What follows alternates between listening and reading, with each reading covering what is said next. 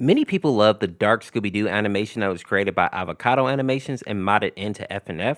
But what a lot of people don't know is that there are actually many dark animations that have been turned into FNF mods, which shouldn't really surprise people because we all know that FNF has its fingers in everything. Now I'm going to show you some of the darkest slash grossest mods that used to be animations that are now FNF mods. I advise that you leave before I show you the last mod on this list because it is so bad that a lot of YouTubers actually got demonetized, including me when we showed it on our channel back when it first came out. And with that warning, let's go ahead and start off with Tails' Dark Diary. Tails' Diary is actually from a YouTuber named Gruber, who made a short animated series titled Tails' Dark Diary. In the series, we see that Tails is hiding a dark secret that he keeps in a diary. The crazy thing here is that he leaves his diary out so that anyone can basically find it. And this is where we actually start to get into trouble. The first person to find his diary is Cream, and she's able to basically learn his dark secret. Spoiler, the secret that Tails is actually hiding is that he has feelings for Sonic. Cream tells him that he needs to burn the diary and forget about his forbidden love because nothing good can come from it. Hearing this, Tails responds the only way he sees fit, and he basically unalives Cream and buries her in Knuckles' garden. Now, of course, Knuckles, Amy, and Sonic are looking for Cream because she's been missing for a while and she is the youngest person of their group. So naturally, they're worried about her safety. Now, during the search, Amy actually falls into Sonic's arms, crying, and naturally, Sonic holds Amy and tries to comfort her. Tails sees this and becomes very jealous, which leads him to actually confront Amy. It becomes obvious very quickly that Amy doesn't think very highly of Tails, even dismissing him at one point. Later, Amy also finds Tails' diary, which not only mentions his love for Sonic, but now it also has an entry about how he unalived Cream. Now, I thought that Amy was going to run away and go get help, but it turns out that she plans to take out Tails herself. This leads Tails and Amy to have a knife/cleaver fight, Tails having the knife and Amy wielding the cleaver. We can even see Tails holding the knife if we look at the Friday Night Funkin' mod. Now surprisingly, Amy is actually able to overpower Tails, leaving him with a wicked cut in the middle of his stomach. Thinking that she's won the fight, Amy begins to gloat and walk away. But her teasing actually makes Tails so angry that he gets a second win and he sneaks up behind her and places the knife right into her neck. And eventually, Tails takes her head off completely. At this point, Knuckles and Sonic find Cream's body and realize that there's a murderer in the area. This is when they notice that Cream is clutching a tuft of orange hair in one of her hands, and this is when the duo comes to suspect Tails as the killer. As the two companions go searching for Tails and Amy, they end up finding Amy's head in a storage closet. This seems to be all Knuckles needed to see because at this point he said he was going to the cops. As Knuckles heads away, Sonic actually finds Tails' diary and he learns the truth about everything that's going on. But he's actually too late to warn Knuckles and stop him from leaving. And in turn, Knuckles actually stumbles upon Tails while he is praying. After some banter and a little bit of questioning, Knuckles comes to understand very quickly that Tails is definitely the killer. Now, something that surprised me here is that Knuckles seems very cowardly in this animation. I thought he was going to actually fight Tails, but he basically begs for his life. Right when it seems like Tails is about to unalive him, Amy's headless body erupts from the ground and snaps Knuckles' neck. And then Amy's body just goes limp. Truly the most random thing to happen in this whole animation. However, at this point, Sonic ends up finding Tails and he lets him know that he doesn't love him and they can never actually be together. Tails thinks that the reason that they can't be together is because he's a boy, so he takes his knife and he chops off his you-know-what. And I wish I could say that that is the worst part, but it isn't.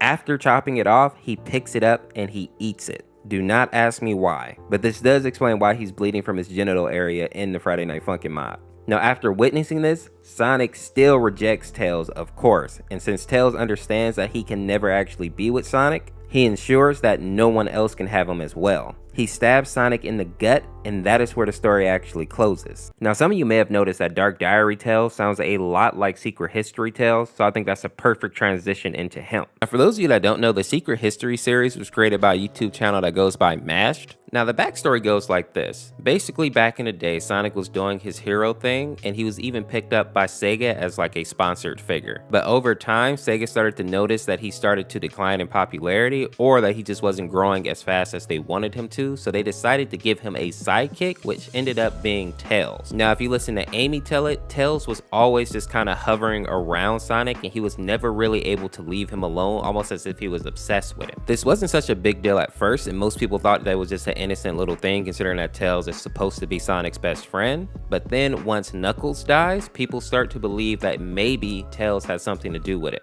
Basically, before this, Knuckles and Sonic had kind of put aside their differences and became like a dynamic duo, almost best friends, some would argue. Once their relationship reached this level, Knuckles mysteriously died due to his phone battery blowing up and basically blowing up his head. And this is when people start to suspect that Tails may have had something to do with it. Shadow fell into the same boat as Knuckles. Basically, once him and Sonic started getting close, he mysteriously died as well. But his cause of death was apparently his malfunctioning boots. And when Sonic finds Shadow's body, all he actually finds is one leg that was blown off. Now, it comes to light later that Tails definitely is the murderer here, and the reason that he gives is because these people weren't actually Sonic's friends, but imposters that were only out to do him no good. Sonic goes on to let Tails know that they are not best friends, and the response was golden. Tails basically tells him that obviously this is not the real Sonic because Tails and Sonic are best friends, so if we're not best friends, you must not be the real Sonic, and then he tries to kill Sonic.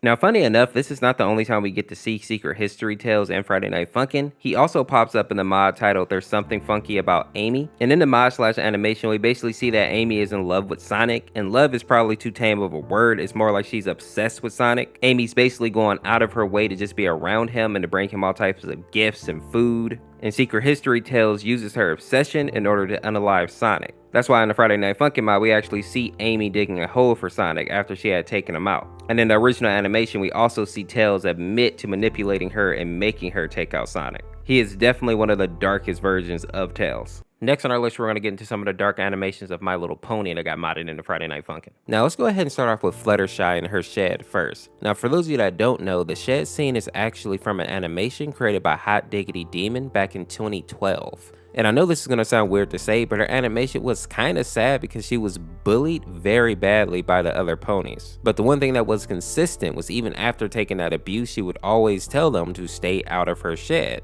Now, of course, Rainbow Dash and some of the other characters just went ahead and ignored that advice and ended up going into her shed anyway. Now, when they go into the shed, that's where they see all these dead bodies, brains, and blood everywhere. This is why in the mod, you see all these little chipmunks and other forest creatures that are basically decapitated or they've had their body completely ripped open. It seems that this is what Fluttershy was doing in her shed the whole time. Now, when the ponies actually walk into the shed, they actually get trapped in there because Fluttershy comes in behind them.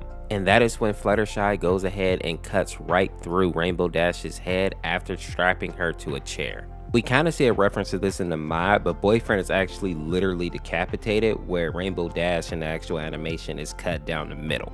The cops breaking into the house at the end is actually a direct reference from the animation as well. The cops gets there after it's already done, meaning after Boyfriend and the mod is already dead, and then the animation after Fluttershy already killed Rainbow Dash. But some of you may be happy to know that Fluttershy does end up going to an insane institution in the actual animation. Now, if Fluttershy's voice sounds familiar to you, it's probably because her mannerisms are based off an old school character named Fat Albert. Old school My Little Pony fans will probably also recognize that this is a reference to an episode called Bridal Gossip, where these blue flowers cause Fluttershy to actually talk in a deep voice. And just a fun fact about Fluttershy here is that she's one of the only characters in Friday Night Funkin', including the mods, to actually ever kill Boyfriend. You can count how many people actually kill him on one hand, I think. And actually put down in the comments who has actually killed Boyfriend, because I honestly can't think of more than 3 people. Now that we have covered Fluttershy, let's go ahead and take a look at Pinkie Pie and the backstory of her creepypasta. Fair warning, this one is super dark as well. Now, this story only actually has 2 ponies in it. It's Pinkie Pie and Rainbow Dash. And basically, Pinkie decides to ask Rainbow to come over to her house one day to help her bake cupcakes. Rainbow Dash, having no reason to reject that offer, of course, rushes over to help her friend. When she arrives though, she realizes that she's actually supposed to be a part of this cupcake recipe, but she realizes too late, and Pinkie actually puts Rainbow to sleep. When Rainbow does manage to wake up, she's strapped to this metal slab, and this is where Girlfriend comes into play in the Friday Night Funkin' mod, because she's actually strapped to this metal slab just like Rainbow Dash was in the creepypasta. Now, it hasn't been confirmed, but I think it's safe to assume that Rainbow Dash is also strapped to a metal plate on the other side of the room, and that's why she looks so panicked and crazy as she's watching Pinkie Pie about about to dissect girlfriend, because realistically she knows that if boyfriend doesn't beat Pinkie Pie, she's probably gonna die after girlfriend does. Now, to get back to the actual creepypasta story, this is where it gets a bit darker. When Rainbow Dash wakes up, she notices that the room is filled with the corpses of ponies that Pinkie Pie has already killed, and she is also wearing their wings and cutie marks as well. And this is where Pinkie just straight up tells Rainbow Dash that she's going to use her as the special ingredient in her cupcakes. And of course they couldn't show this in the Friday Night Funkin' mod because it would get just completely taken down or at the very least demonetized, but Rainbow Dash gets her wings cut off, gets her cutie marks cut off, and she basically gets dismembered. And all the while Pinkie is making jokes and kind of happy about what she's doing to her. A quote that stood out to me is when Pinkie says that she's happy to have a friend actually helping her make cupcakes, which I'm sure was not Rainbow Dash's intention. And then to add insult to injury, she adds that she wishes that Rainbow was tougher, literally as she's chopping her apart. The thing that I find most messed up about this creepypasta is that Pinkie Pie makes sure that she waits until Rainbow Dash is awake before she starts to basically cut her apart. The idea is that she wanted her to feel all of the pain while she was doing it to her. If you enjoyed this video, make sure to check out this video on the screen here. Subscribe to Remember the Orseofkorse, and we'll see you tomorrow with another video. Peace, peace.